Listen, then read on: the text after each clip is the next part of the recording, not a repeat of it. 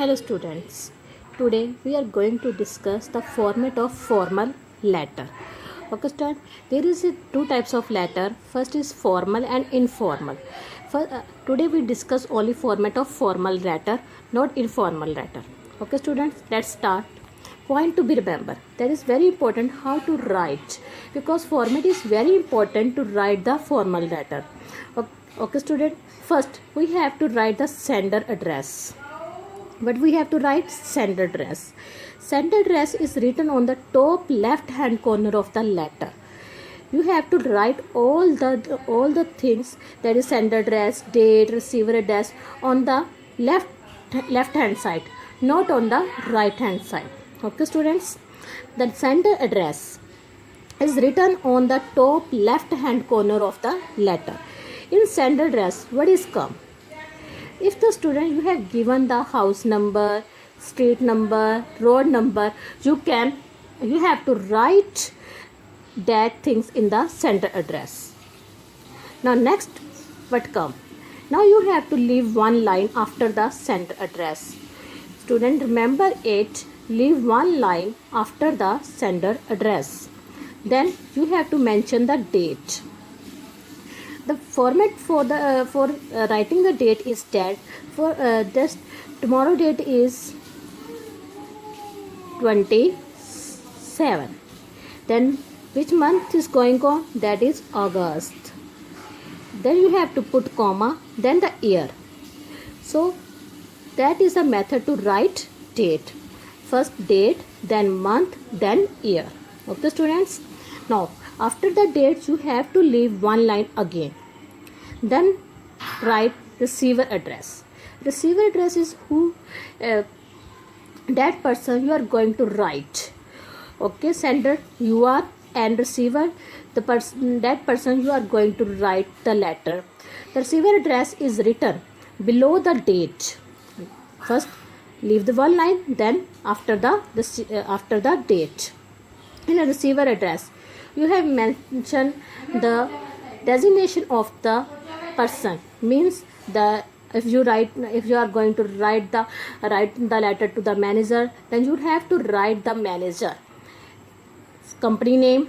Okay, first you have to write the designation, then company name, then city. Okay student, that all the things come in receiver address.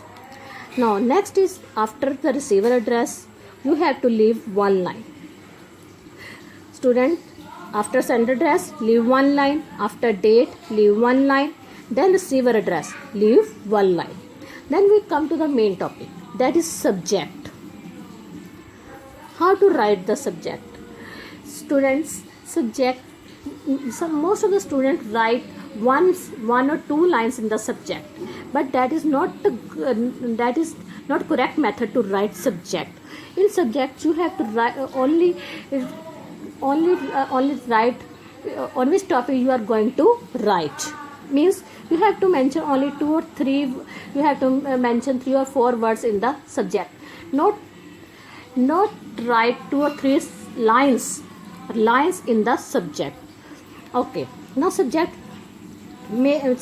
come after. You can write above the salutation or below the salutation. Both are correct. If you want to write after receiver address, you can write salutation, then subject. Otherwise, you also write after receiver address, subject, then salutation. Both are correct. Now, the salutation can be written as, dear sir. Now student, after in the salutation, you have to write dear sir, ma'am, if the name of the person is not known. If you know the name person, you have to write, use title, Mr., Mrs., Miss.